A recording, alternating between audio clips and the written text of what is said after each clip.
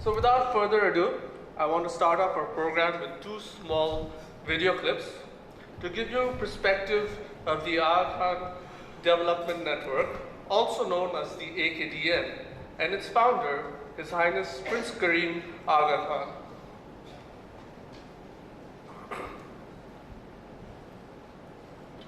When the beautiful and the practical, the spiritual and the material are woven together to create a society where ethics, culture, faith, and economics are consciously brought together to better the quality of life for human beings.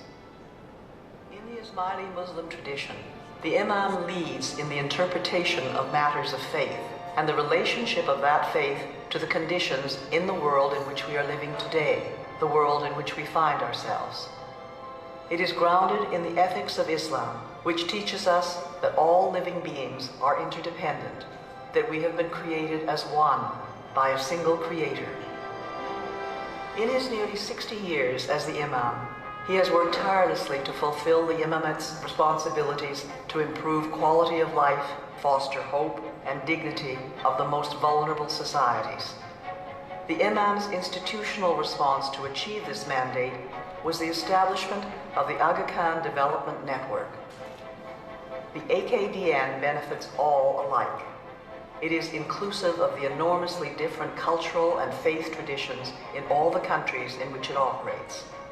In following in the tradition of his ancestors, the Aga Khan is a world leader in advocating for a more pluralistic society and what he now calls the cosmopolitan ethic. This vast portfolio of health, education, and cultural institutions sit alongside business enterprises in sectors ranging from banking and energy to telecommunications and hotels. Together, they are dedicated to societal development, creating an economically sustainable organization to aid global communities regardless of culture or faith. This is His Highness' way of bringing together the faith and action of Muslim beliefs in the context of a pluralistic world. As His Highness declares, development is sustainable only if the beneficiaries become, in a gradual manner, the masters of the process. Expansive revitalization and rejuvenation of buildings and public spaces and the creation of parks not only provides aesthetic inspiration, but are also powerful catalysts for change, making an unparalleled contribution to the betterment of the cities that they find themselves in, like Cairo, Kabul, and Toronto. The Aga Khan Trust for Culture has taken a vast area of medieval rubble and garbage in the center of Cairo and created the exquisite Al-Azhar Park, a place of gardens, trees, plants, and picnic grounds for the people of this densely crowded city. The creation of beauty, utility, and inclusiveness out of garbage, desecration, and indifference create enabling spaces that aptly symbolize the gestures of this great organization. This phenomenal global contribution serves as an inspiration to all of us. His Highness the Aga Khan's work proves that diversity has the capacity to inspire, that pluralistic civil society is the best way forward for global happiness in our time.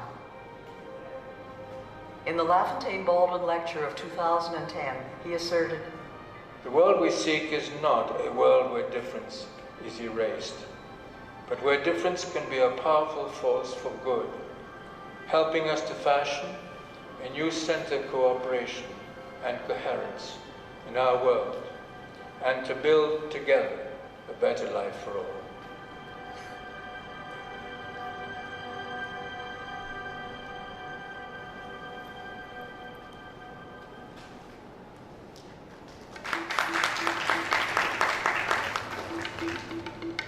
Both my grandfather, Sir Sultan Muhammad Shah Aga Khan, who created the basic structure of the Aga Khan institutions, and I myself, in building on that structure, have been deeply aware that education is the key to such widely ranging endeavors as creating a modern economy, as adapting the system of Islamic jurisprudence to present-day conditions, as improving the role and status of women in society, as creating a physical environment of buildings which are sympathetic to Islamic culture and tradition. Education is the key to all this and more.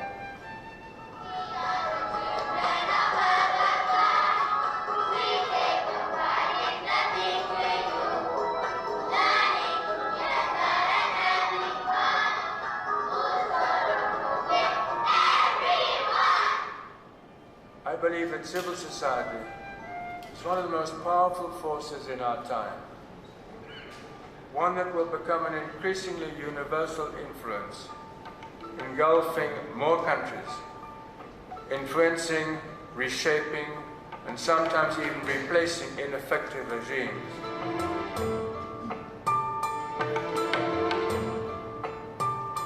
Instead of shouting at one another, we must listen to one another and learn from one another. If our animosities are born out of fear, then confident generosity is born out of hope.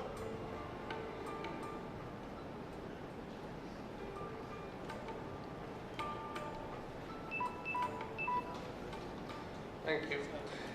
This year, we are celebrating the Diamond Jubilee of His Highness Prince Karim Aga Khan.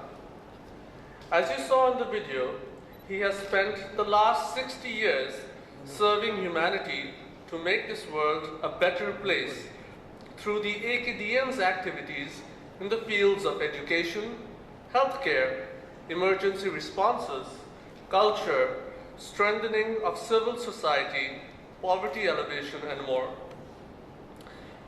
This year-long celebration of the Diamond Jubilee is divided into 6 themes. The current theme focuses on the importance of education, which is a lifelong process.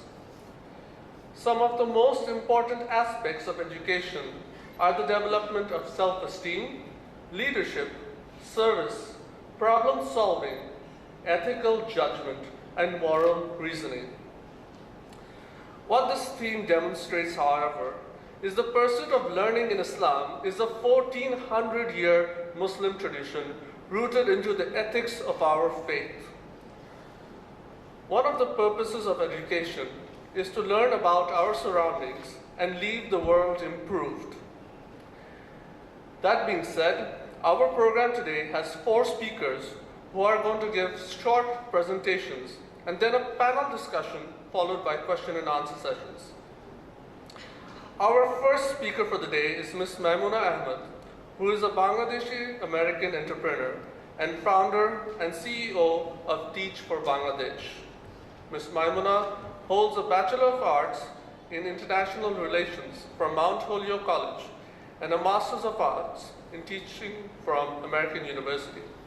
I request Ms. Maimuna to come and take the stage. Thank you.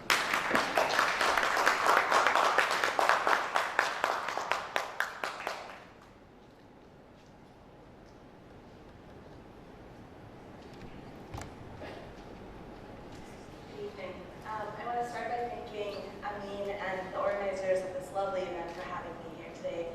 It's such an honor, and especially to talk to such a group of young college students and young professionals who are in the room.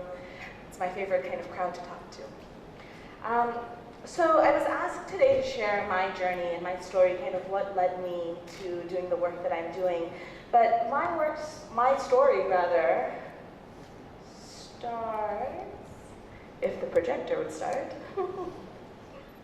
So my story actually starts long before my story actually did. It starts in the 1920s in a village in Chittagong.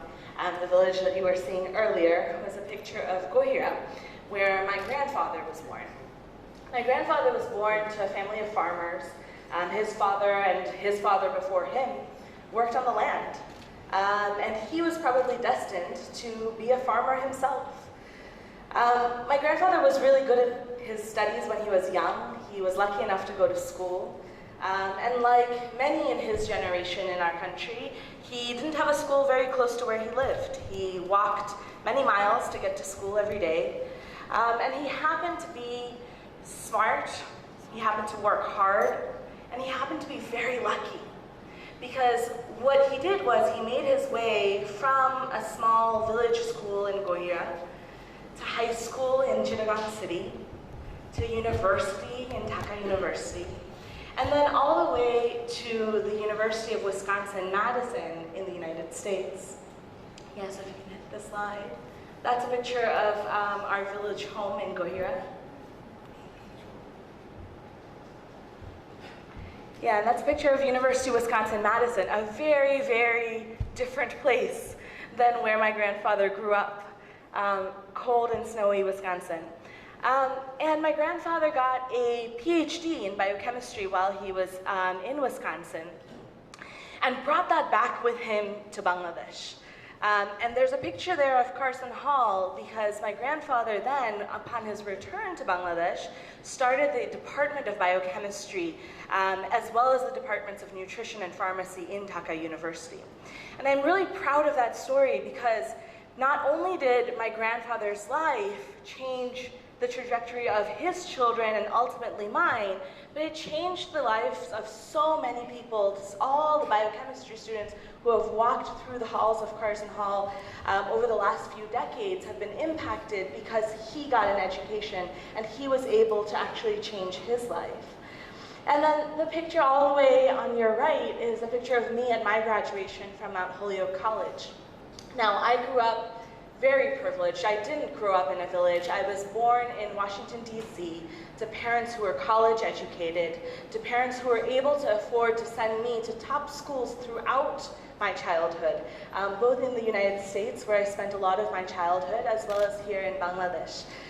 And I graduated from a great university, not because I was particularly special, that I was particularly gifted or talented, but simply because I was particularly lucky.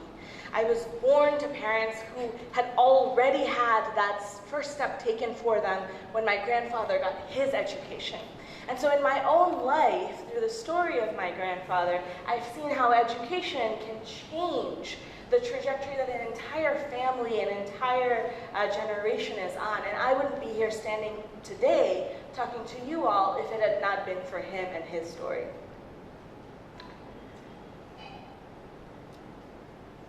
When I graduated from university, and hopefully you'll see a picture of that in a second. When I graduated university, or when I was about to graduate from university rather, I wasn't really sure what I wanted to do with my life. Those of you who are university students, some of you maybe can identify with that sentiment. I remember being in my final year of university and, every uncle and auntie asking me, "Por planki, what are you going to do with your life?"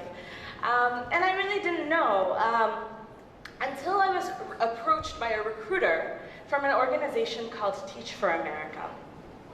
And this is the first time I had heard of Teach for America, and you heard in the introduction I had studied international relations, political science. I had no interest or desire in becoming a teacher. I very mistakenly at that time thought that teaching was kind of an easy profession, maybe a little bit boring, and I thought, I'm not boring, that's not the kind of job for me. I need something more exciting, more challenging. And then I remember having this conversation with this recruiter from Teach for America who sat across from me in my university, and he was just a few years older than me. He had just graduated from the same area a couple of years before me. And he talked to me about his career as a teacher and the students that he had met when he was in the classroom. And he told me that in the United States, if you are born black or if you are born in a low-income community, you are 5 times more likely to go to jail by the time you're the age of 18 than if you are born white or if you are born in a middle-class or upper middle-class family in the United States. And he talked to me about how in the US, which is a country that prides itself on equality and giving people equal opportunity, that actually where you are born and the circumstances of your family matter much more to your future than your hard work or your talent. And this is a story that rang true for me. Having spent time growing up in Bangladesh as well, I knew that this was the reality in Bangladesh, in the country of my parents' birth as well. And so right then, when I heard that teacher speak to me and talk to me about the injustice that he witnessed in his classroom, there was something in me that knew that I had to do something about this. I had to be a part of the solution. That's a picture of my front porch in my house in Virginia. We're very proud Bangladeshis and proud Americans. And so when I was about to graduate university, this story of America not fulfilling its promise to its people was something that hurt me very deeply, because even growing up throughout my life, we had been told, my father went to the United States with nothing but $5 in his pocket. And he made it because he worked really hard and he got really lucky. And that was the story that we had been told growing up. And so when I realized and learned that actually there was more to it than that story, it was very, very painful. And that was part of what prompted me to go apply to Teach for America ultimately. And in a second, you're going to see a picture of me in my classroom in Teach for America. So I became a high school mathematics teacher. I taught algebra to 9th graders, 14 and 15-year-old students in inner city Washington, D.C. And for those of you who don't know, the city of Washington, although it is the capital of the United States, was also one of the poorest performing school districts in the United States about 15 years ago. So the students in Washington, D.C., who came from majority poor, low-income Black communities were among the lowest, had the lowest attainment in almost the entire country. That's a picture of me with my student, Sean Harper. Sean was 14 years old in that photo, and I was his algebra teacher. But I couldn't teach him how to solve for an X variable because Sean could barely do 3 plus 5. He was so far behind because the education system had been so weak and so poor that he barely had the skills of a 4th grader when he was in the 9th grade. On your right-hand side is a picture of my student Marcus. And Marcus Edwards and Jennifer Hightower were students that I taught in my first year.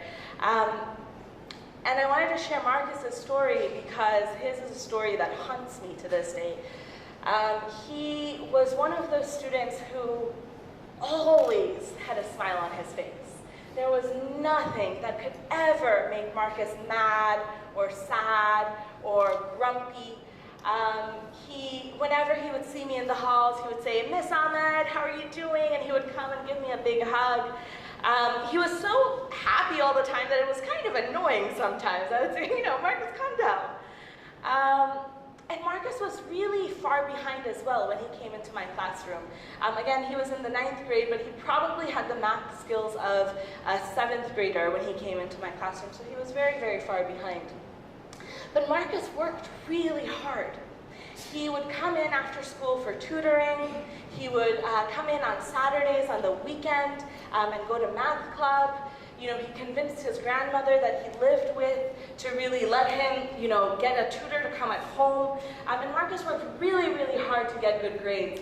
And a few years ago, I was overjoyed when I heard that Marcus had just gotten admission into university, which is a big deal because children from the part of town where Marcus is from don't get to go to university.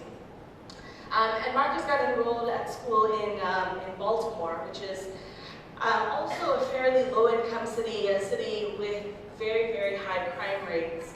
But I was pleased that Marcus was in school, that he was studying, that he was on his way, he was pursuing his dream. And then a few months ago, I logged on Facebook. My students are now old enough that we are Facebook friends. But I opened up Facebook and I found out that Marcus had been shot and he had been killed when he was on campus in Baltimore, when he was just walking across campus to go from one class to another. And they didn't know who did it. They didn't know. There was no motive for it. It was just that it was a high crime neighborhood and Marcus was just in the wrong place at the wrong time. And I share Marcus's story with you because to me, it reminds me that even for students who work hard, who do all the right things, who push beyond the limits of what other people have imposed upon them, and who succeed, still sometimes can't make it because the system, because of the way in which society is structured, that they are victims to random acts of violence in their own homes, in their own schools. And it is just a reminder to me that it is not enough to help one child or 5 children or even 100 children. That ultimately, until and unless we change the system, the unjust system, which leaves children who are born into low-income communities stuck in poverty, that we won't actually solve the problem. And so from Teach for America, I decided to move back to Bangladesh. I hadn't lived in Bangladesh for many years, and Teach for America really changed my perspective on the world and on life. And what I realized was that, you know, I could have that ambitious, that challenging, that intense career that I wanted, and I could do it while making a difference in the way that I believed. So I moved to Bangladesh. This is a picture of me in my first job in Bangladesh. I was working at Bangladesh Legal Aid and Services Trust, and I was learning a lot more than I was contributing. Here I was hearing from some women whose garments factory had been shut down without giving them proper notice. And while I was working at BLAST, I started somehow finding my way into schools in Bangladesh. I would just walk into government primary schools that I would see a sign for, and I would say, you know, excuse me, আমি একটু বসি আপনাদের এখানে, আপনাদের টিচারদের সাথে কথা বলি, বাচ্চাদের সাথে কথা বলি. And I don't know why, but somehow head teachers just allowed me in. And I started spending time with children here in Bangladesh, and I had a surprising realization, which probably in retrospect should not have been surprising. What I realized was that children are children. Children are children no matter where in the world you go. And what I realized was that the children that I had gotten to know in my classroom in DC were the children who are in the classroom here in Dhaka. They do the same dushtami, they do the same misbehavior, they do the same sweet things, the same funny things, they have the same aspirations. And I started seeing my kids, my students, in the kids that I was meeting here in Dhaka. Until there was a moment when I realized that we are failing children in Bangladesh the same way we're failing children in the US and we're failing children around the world. Children are born with such immense potential, such an immense desire to learn and grow, and yet, because of where they are born, we expect less of certain children than we expect of our own. And that realization got me to a place which ultimately led me to setting up Teach for Bangladesh. So if we hit the next slide. Yeah, that's probably better. You can actually skip to the next one.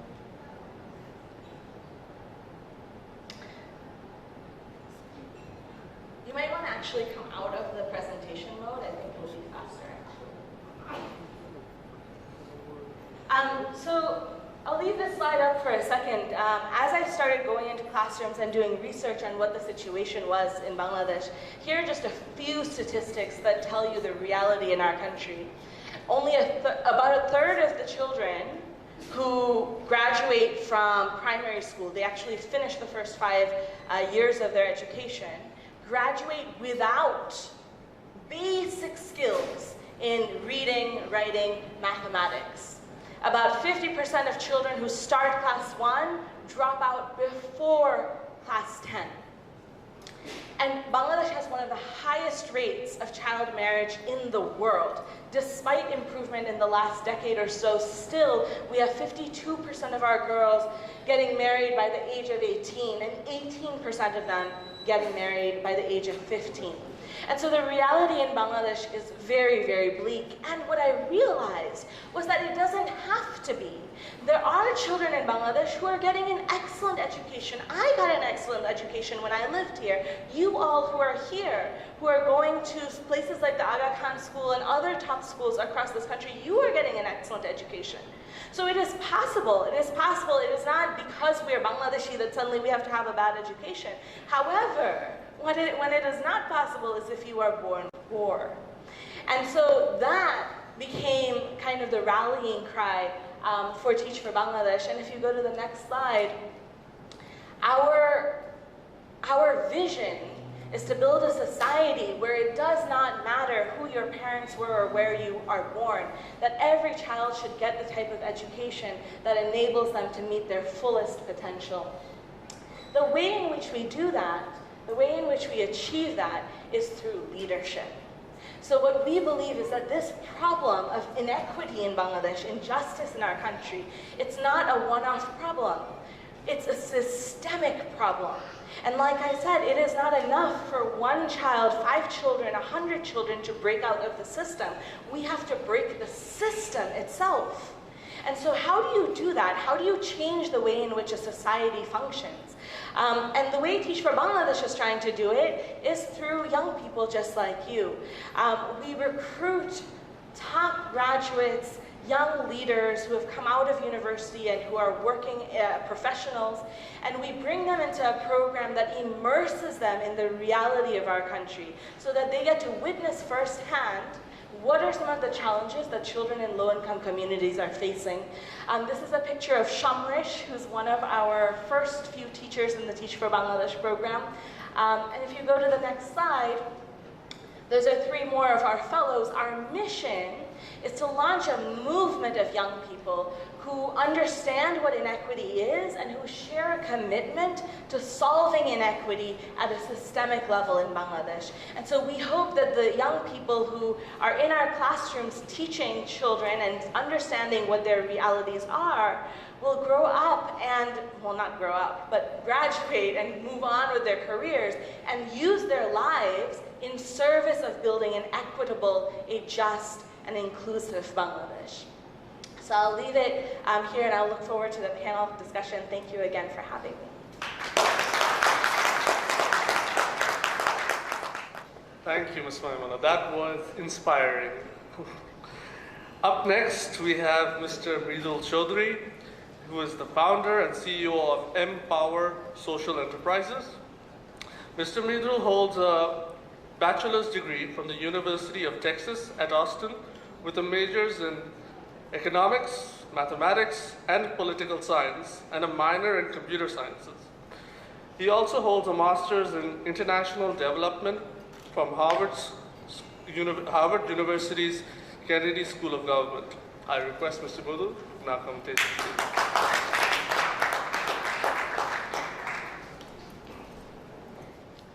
Thank you very much. Thank you to Amin and the organizers of this event to invite me and to give me this opportunity to speak to basically the future of Bangladesh. And it's always a distinct honor to be able to do that. So today I'll basically talk about kind of my journey towards creating a social enterprise called Empower Social Enterprises Limited, which runs in Bangladesh. We do work around use of information technology, IT, for various economic development purposes, particularly health and agriculture. But I won't be talking too much about the company, but I will more talk about the journey that sort of got me here. And I would sort of like to begin by asking that many of you perhaps have played the game of connecting the dots, and particularly people who have young kids, where you have these dots and you essentially trace alphabets or numbers on the basis of dots. So I'm sure a lot of you may be familiar with that. So when these dots are kind of close to each other, they're quite easy to connect. But when these dots are far away from each other, it's often quite difficult to figure out, which would connect to which one and what the succession strategy really is. And life is sort of like dots, a collection of dots, of decision points, of turning points, of interesting events, of failures, of successes, which often don't make sense from the outset. These dots that seem disconnected. And Steve Jobs, I'm sure you've heard of him, gave a talk a few months, I think, a few years before he died. And he said that you cannot really connect dots looking forward, but you're often able to connect dots of life looking backward. And after I heard that speech, I'm sure that many of you may have heard that commencement speech that he gave, I really tried to connect my dots as well. And I realized that my dots are, the connection of my dots are what led to the formation of Empower at one point in my life. And I'm sure you've heard of Steve Jobs, but there's another not so famous professor named Randy Pausch. Have you heard his name, any of you? The last lecture, yes. Great. So he was a computer science professor, and he used to teach virtual reality. He was specialized in that, and he unfortunately passed away at a very young age from cancer. And a few months before he died, and he knew that he had a very short life to live, he gave what became known as the last lecture. And one of his primary theses of that lecture was never to give up on the essence of one's childhood dreams. The essence of one's childhood dreams. And I looked back at my childhood dreams, and the only concrete dream that I could remember was that during my childhood years I wanted to be a traffic policeman, which I'm sure that a lot of you can relate to. And I thought that maybe the reason that I was attracted to this was that from an early age I think I was attracted to the thought of making an impact. And at that tender age, raising a hand and stopping all the big cars was impact for me. And I think that was what stuck. Moving on to my high school years, I dreamt of becoming a film director. And I became part of a theater group, and we used to write our own plays, stage our own plays in high school and then elsewhere. And I also realized, looking back, I think what attracted me to that was the idea of creating something new. And again, going back to the idea of connecting dots, if I put these two essence of my two dreams together, what I basically get is the passion that essentially drove the rest of my life. And that passion was creating something that has a positive impact. And that was what essentially led the foundation that later led to the creation of Empower. And again, when I look back at the critical moments of my life when I made very critical decisions, again, to the point of connecting dots, I can see that I made a few very, very critical decisions at various points in my life that were not so popular, that seemed even foolish at the time to many, but I still took them. And if I can sort of run you briefly through those dots in my life, some major dots in my life. The first one being in my undergrad years. The third year of my undergrad year, at the end of it, I was a computer science major. I started as a computer science major. That was the safest route to take at the time.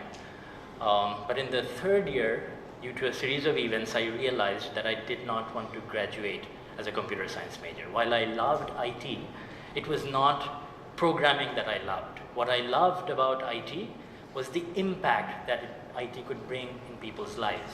And if I graduated with a computer science degree, I may be sucked into a life as a programmer, which I dreaded at that moment. And I ended up switching majors. And basically at the verge of my getting a degree in computer science, I switched majors, which seemed very foolish to many people. Moving on to right after graduation. I was in the US. I come from a middle class family, very academic. And a lot of my family members wanted me to stay on in the US, as a lot of parents would want to. I did not even try for a job that would get me a work visa. I instead went for a research position that basically allowed me to do research on how IT could impact people's lives, and that did not get me a visa. As you can expect, I came back to Bangladesh.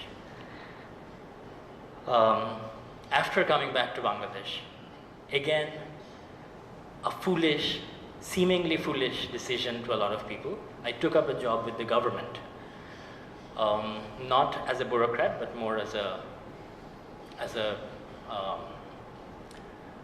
consultant, for lack of a better word. And my job was to basically figure out how IT could enhance the operations, the government efficiency, government service delivery to citizens, and so on.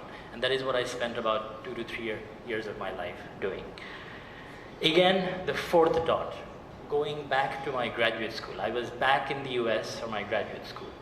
And again, in my last semester, when a lot of my classmates were looking for a job, I was trying to form Empower with a few of my fellow students, fellow graduate students from Harvard and MIT.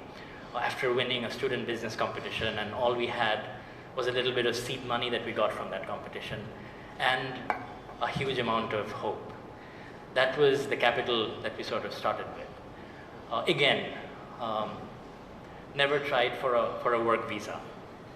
So, as you would expect, I was kicked out in about a year from the US. I landed in Cairo. That was where our initial headquarters was, and then made my way back to Bangladesh at some point. Now, looking back at these dots, I really see that Empower is sort of a culmination of these stupid, seemingly foolish decisions at very critical points in my life. And that is what really made the difference. And Empower, I mean, going back to the essence of my early years, the dreams from my early years, creating impact for the purpose of making a positive change in people's lives. That really was what was driving me throughout my life. And Empower was basically formed with the mission of providing services to disadvantaged people. Services such as health services, agriculture services, livestock services, when they don't have access to doctors, or when they don't have access to paravets, veterinarians, agricultural specialists. So the Empower is a big part of Empower's job, is to try to figure out how IT can be used to take these services to people who don't have access to these services or cannot pay for them. Essentially connecting them to doctors remotely, connecting them to veterinarians for their livestock health, for taking care of their livestock, connecting them with precision agriculture, essentially which kind of allows them to predict what kind of a disease may be occurring at what point, and essentially taking precautions. So those are the kinds of things that Empower got heavily involved in, and still are. We have done decently, but life at Empower was not always easy. I mean, we have gone years without salaries. Our employees have gone months without a proper salary. There have been various times in the life of Empower when we were doubting whether Empower will even sustain. And then that's another story. But what I would like to say is that, because of the variety of people that I had in my life, including my parents, my elder brother, who some of you may know, who believed that those foolish mistakes that I made were possibly not so foolish after all. I mean, without the support and the belief from those people, I don't think I would be here today. Maya, my wife, is in the audience today. She basically held the fort in Bangladesh. I mean, she was one of the founders of the Empower operation in Bangladesh while I was away.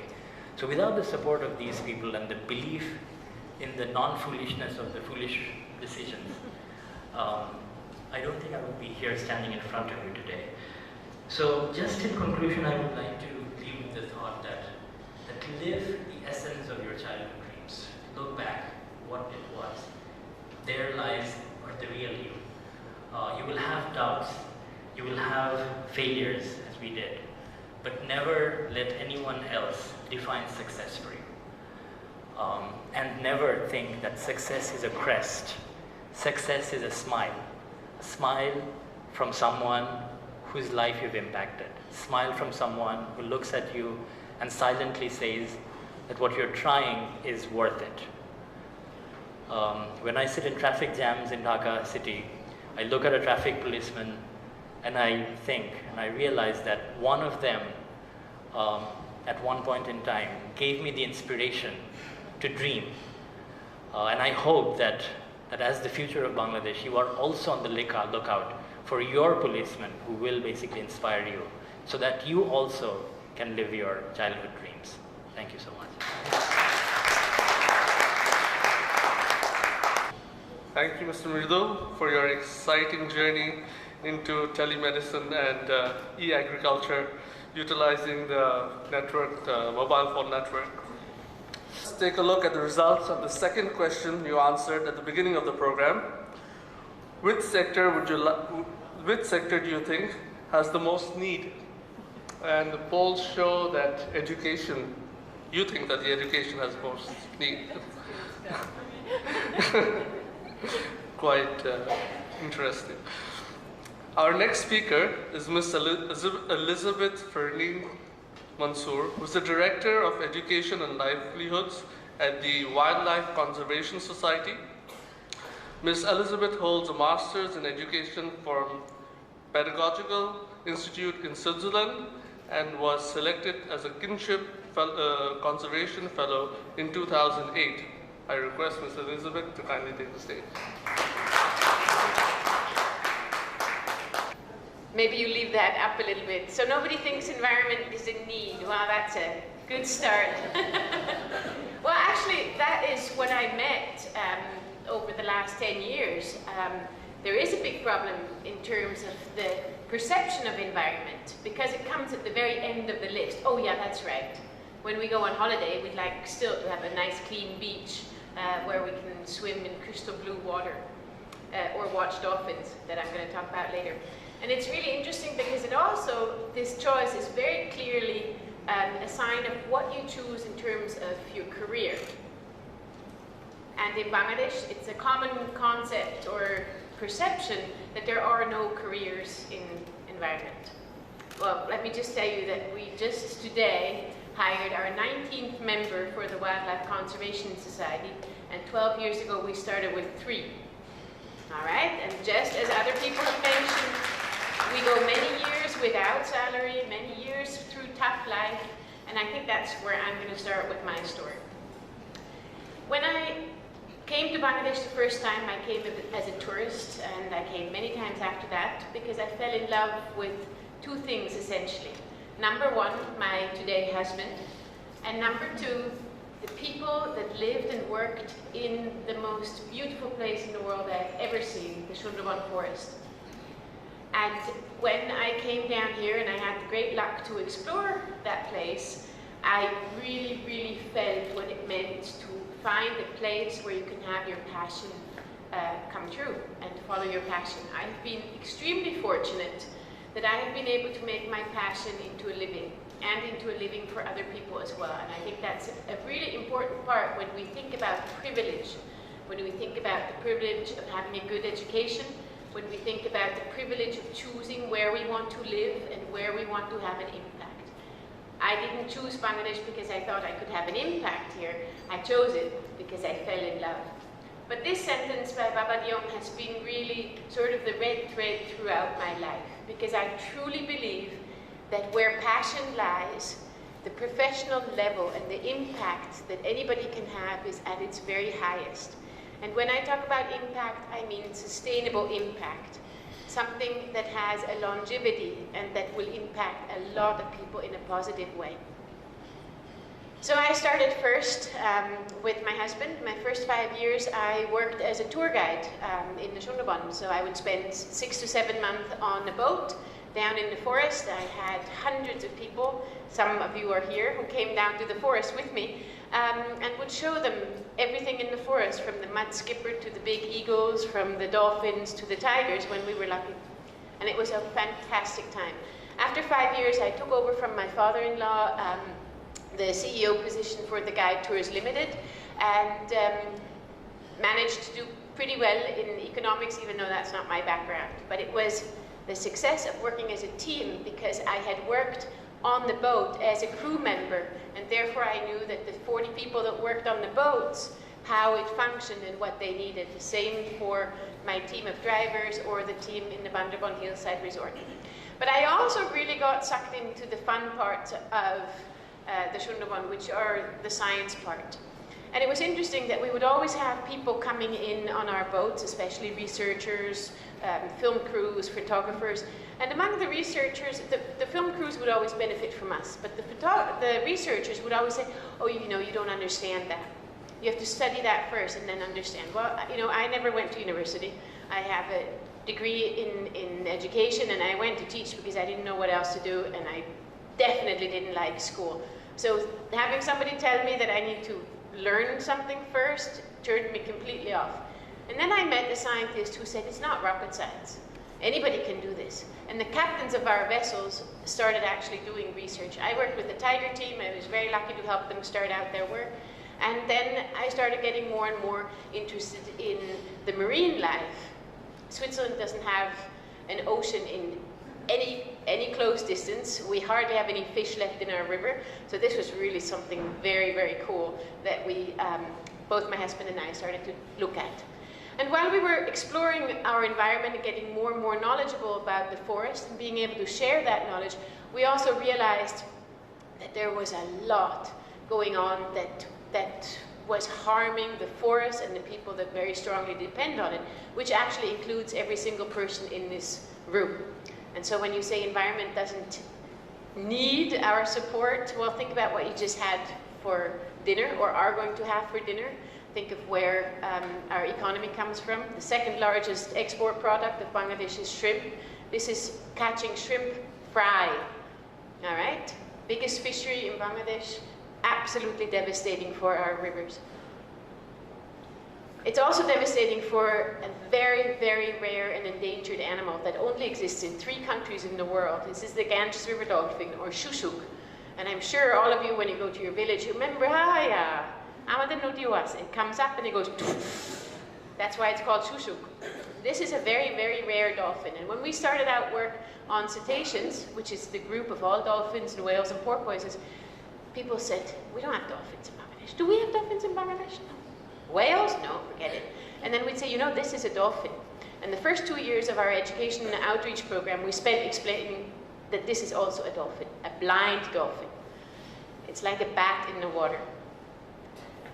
And that part of explaining to people, showing people what it is about and how we are connected to these animals was really one of the most exciting experiences. And that sort of bridged the world between my educational background for education, the importance of education, and conservation that I'm happy enough to be able to live in today.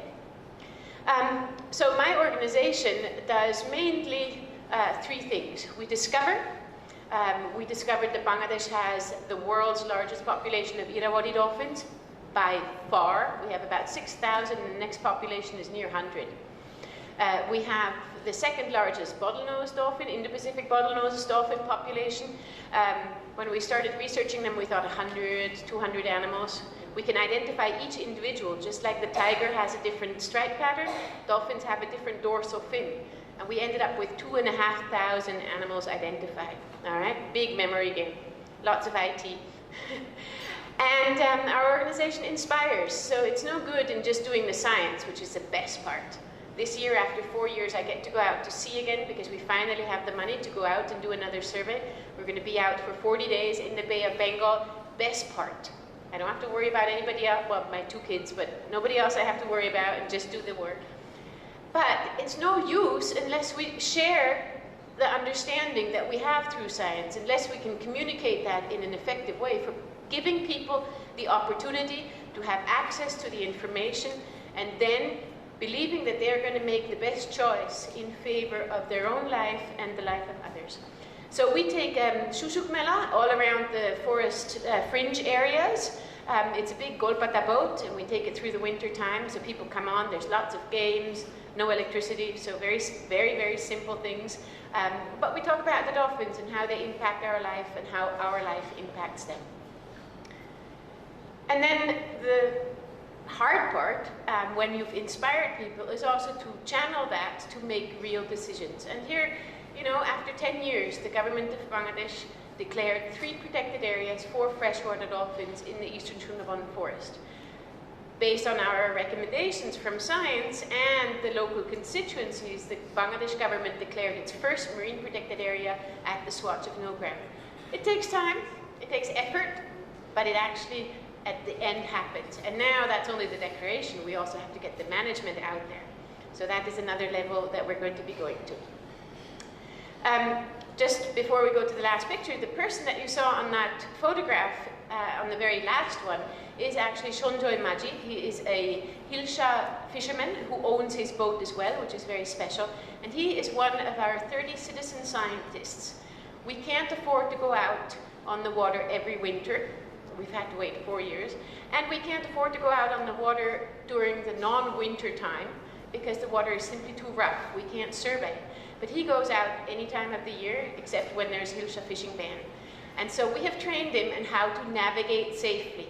A simple GPS and training and mentoring on how to use it allows him to navigate during any storm into Sundarban or a deep channel for safety. And in return for us giving him batteries and mentoring and showing him how to do it, and when he does really well, giving him a binocular so that he can see, for instance, pirates before they come and get his crew, or sea dolphins and whales. He takes records of everything that he does, all the fishing effort, the locations, the catch, the composition, the bycatch, all of that. And so we have an insight into animals that we normally don't see. Sharks and rays, all right? We are just starting at shark and rays. We started 10 years on dolphins, we have a good idea of that. Shark and rays, no clue. All right, but thanks to people like Shonjoy Maji and our landing site enumerators that are all citizen scientists, haven't studied, but they take data, they help us collect data. We are actually making a change in our understanding and therefore in our ability to find solutions that are locally effective to make a change and to conserve our environment. Thank you very much. Thank you, Ms. Elizabeth, for that wonderful insight in your journey into making an impact on our environment.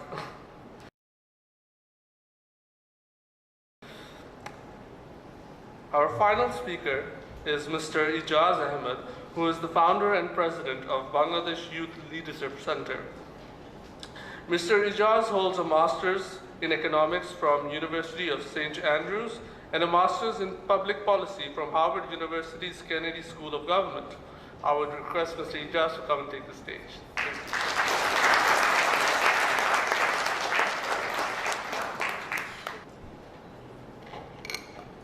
Distinguished guests, members of the Aga Khan National Council, Bangladesh, my good friend Amin Saleh, who invited me to this event, dear youth leaders, ladies and gentlemen, good evening. I am honored and delighted to have the opportunity and to come and share a few reflections with you. We have heard inspiring speeches about the journey of 3 amazing social entrepreneurs. And because the program today is on purpose, I want to share with you some of my reflections on my journey and the lessons that I've learned along the way. Like Maimuna, I must acknowledge with humility that I am where I am today, not because I was particularly bright, but because I was just born into a family that could send me to good schools. In fact, when I was in school, I was never great, I was always good. And between classes 1 and 10, my teachers always wrote in my report card, he has the potential to do better. And today when I cook for my wife, she says, you have the potential to do better. But while at school, I was always good at figuring out how to optimize performance with minimum effort. So with minimum amount of hours in a day, how can I do well in my studies? So later on, the natural choice for me was maybe I would do good in economics. So I studied economics at college. But the advice my father said is, son, economists understand a lot about money, but they don't make a lot of money. And that is the story of my life. So that is my academic journey. But while growing up in Bangladesh, I was also born in a middle-class family like Mridul, with academic parents, and Mridul and I have a lot of similarities. He and I went to the same high school, and I've been following him. Then we went to the same graduate school. Then we got married together. And then we had our first kid together. And then Mridul had two, and I said, stop. Bangladesh needs population control. But growing up in Bangladesh, I learned from my parents the importance of service, because my father was in Rotary.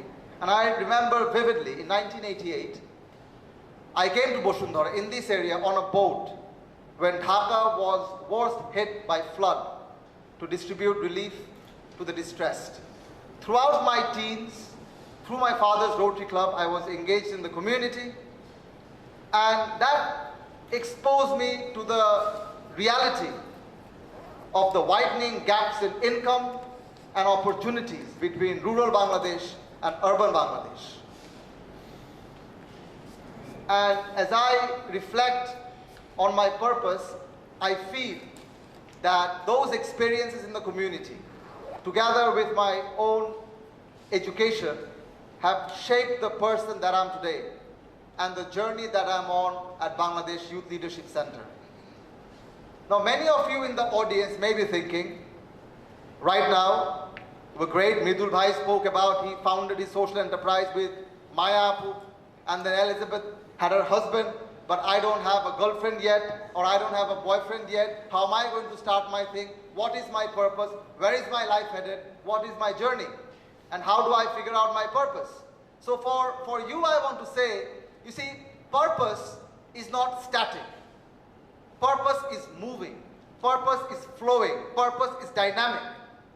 Purpose is also what gives direction to your life. And it is okay if your purpose changes over the years.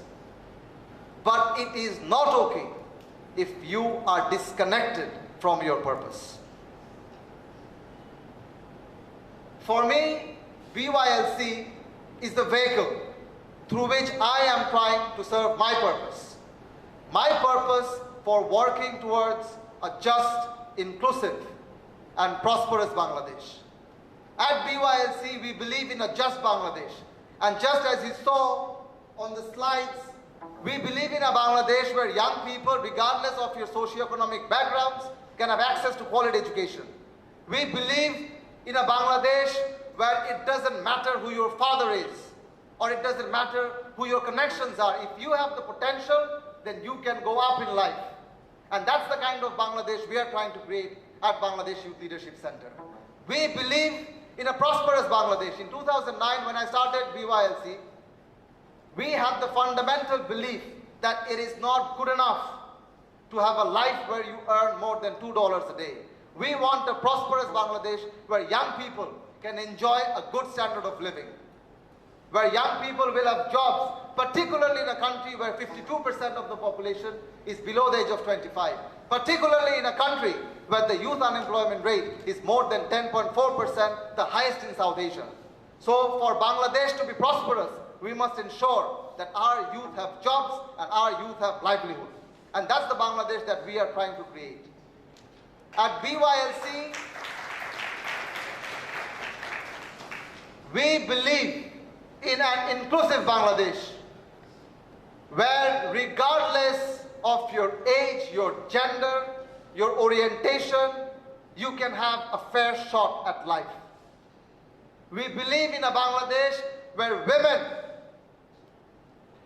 can be free from harassment, be it at your home, at work, or on the streets. And that's the kind of Bangladesh we are trying to create with our youth leadership programs.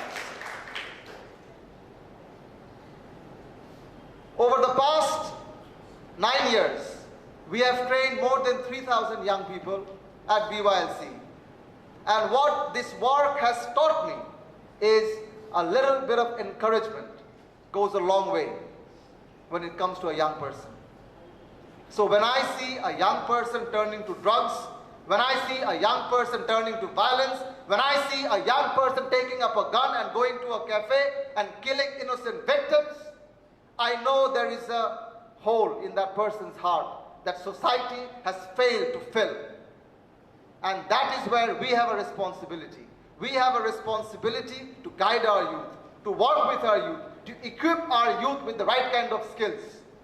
And if you and I can join on this journey together to make progress by preparing our next generation, then we can leave behind a Bangladesh that is better than the one that we inherited.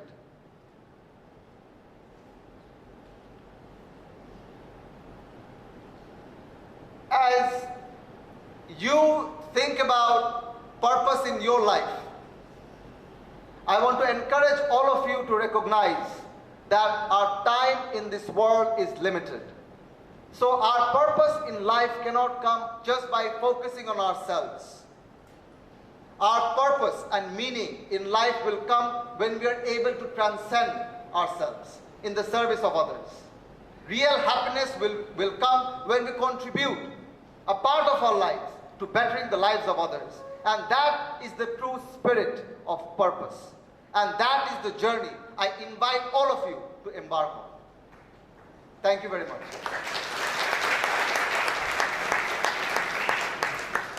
Thank you, Tejas, for sharing your enthusiasm into making this world a better place. It was a very inspiring speech. We'd like to lighten the mood a little bit right now. And please take out your mobile phones. We would like to take a short survey. It's an online survey. So we would like you to log on to menti.com, menti.com, menti.com, and use the code which is on the projected on the wall right now, 651608, and cast your vote, please. The question is, who is your favorite superhero? So, have a go at it.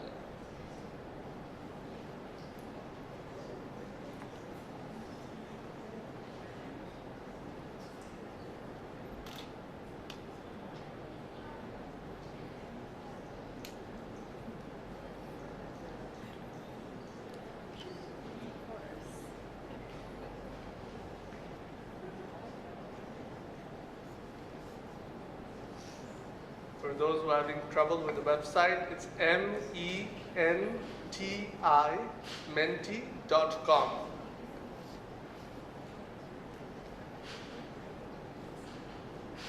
The code is given up there, 651608.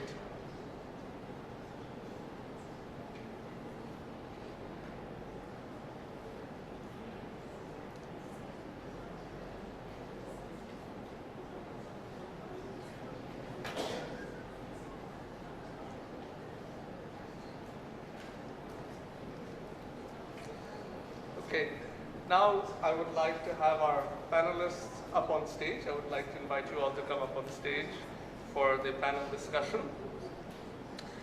The moderator for this discussion is a person who is very passionate about education and development, particularly in the field of early childhood education.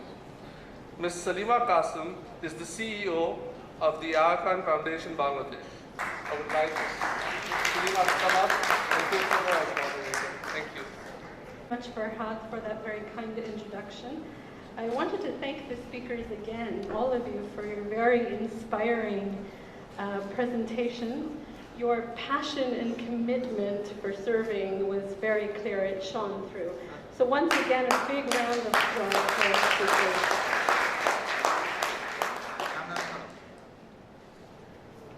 So I wanted to begin just by looking at this poll that's behind us, and it's asking everybody in our audience, what is the purpose of education? And we've got 27 people who responded so far. 21 of them are saying to make an impact in my community. 6 of them are saying to learn something new. And there's 0, we finally got one person saying for financial gain. So this is interesting, but I wanted to ask you guys, I mean, do you think that, making an impact in your community,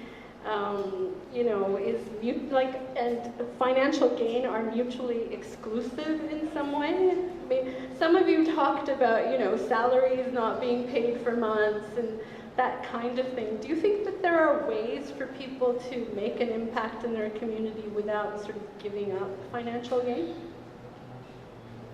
Anyone who wants to answer? Ijaz, you want to answer? Yeah? Thank you, Salima. I think it's not a question of this or that. It's a question of sequencing in your life. What I encourage young people is when you're in your 20s, don't think about money. Think about building yourself. When you're working in the community, you're serving others, but you're also positioning yourself for the job market. Because employers value this. If you want to be an entrepreneur, you will need these organizing skills. So yes, Mridul, many entrepreneurs, when they start off, the first few years is struggling, but he's also done very well. So have a long-term perspective on life. Don't just think about when I graduate, am I getting 65,000 taka at a management training program, or I'm getting a 20,000 taka job at a foundation. What is important is, who's your supervisor, what are you learning, are you able to make a contribution? I think having that long-term perspective is useful when you're thinking about community engagement. Elizabeth? I think a lot of the presentations tonight also show that privilege and being at the right place at the right time is a very important factor. Because to be honest, the people at the moment who are making the biggest impact on our family's life are the teachers of my kids. And the teachers of my children go to a very local small school, they do not make enough to pay for their family's rent. So it's all very good to say that we want to have an education to serve others. But when a system is unfair, when the most important jobs are not economically valid, it's very, very difficult to keep a large number of people at a high professional level. Because the impact that especially teachers have on everybody's life are so fundamental. I'm sure that every one of you has that one teacher in their life who has changed something, some understanding, some attitude, some relationship maybe even. So for me, the economic inequality is especially a problem when it comes to access to the right people to actually make our society great. In the country where I come from, I was very privileged to be a teacher because even though the education takes you 5 years, when you finish and graduate, you're almost guaranteed to have a job because there's always enough jobs for teachers, and you are among the highest paid people in the country because education has a very, very high value in a country that has only people and technology as resources. Mridul, did you want to say something? I would possibly respond to the question by saying that I think all of the speakers here are talking about specific impact, and it may make it sound like impact is what is the right thing to do. And if you're talking about financial gain, I'm sure that one of the reasons that financial gain turned out to be just one voter was that I think in our society we sort of think making money is analogous to being evil, and I don't want to make that judgment call. I think if looking at a policeman in my early years, he became a hero. And if you look at a businessman, a hard-nosed businessman, if that is an idol, that's fine. So I would not want to make a judgment call on this, because I think at the end of the day, no matter what we are doing, if you're not blowing up people in cafes, I think we are making an impact in our own ways. And I think that's important to kind of get across? Yeah, I was actually thinking, that there are ways, it's important to have business people in order to have economic development in this country, right? But if you have the mindset, it doesn't matter what you do, you'll find a way to make an impact on your community as a businessman through CSR, for example, that kind of thing. So, people don't have to think that the only way to do this is, to give up sort of the dreams of your family sometimes are really important, right? In terms of moving forward economically, etc.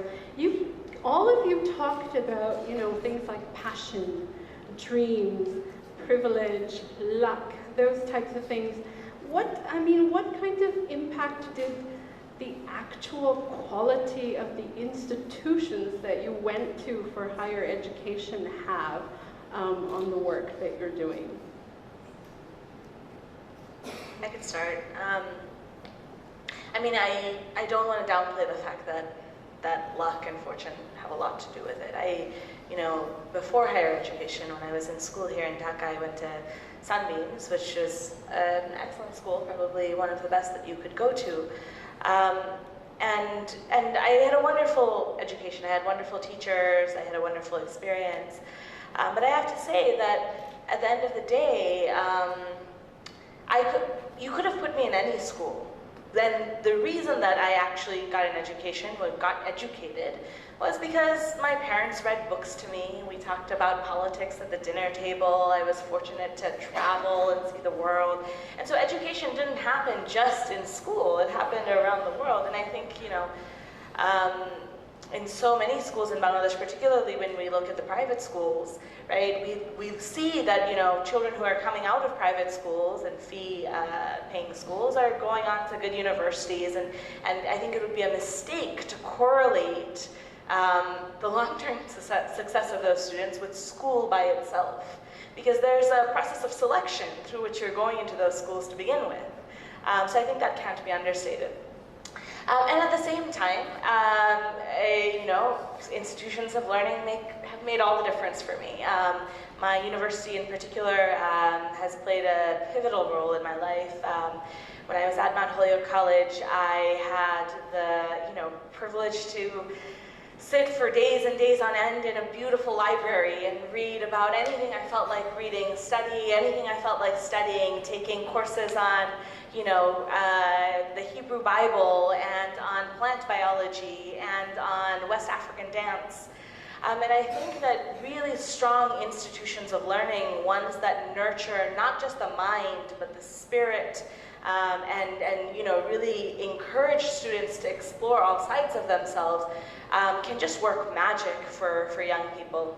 The last thing I'll say is that, I think that my entrepreneurial kind of streak started in schools, and schools that encouraged me to start things of my own. Teach for America reached out to me actually when I was in university because I had started a dance team on university, and starting a dance team showed leadership. It took organizing, and it took convincing people to join, and it took competition. And so I think, institutions that focus on that kind of well-rounded education can be absolutely life-changing.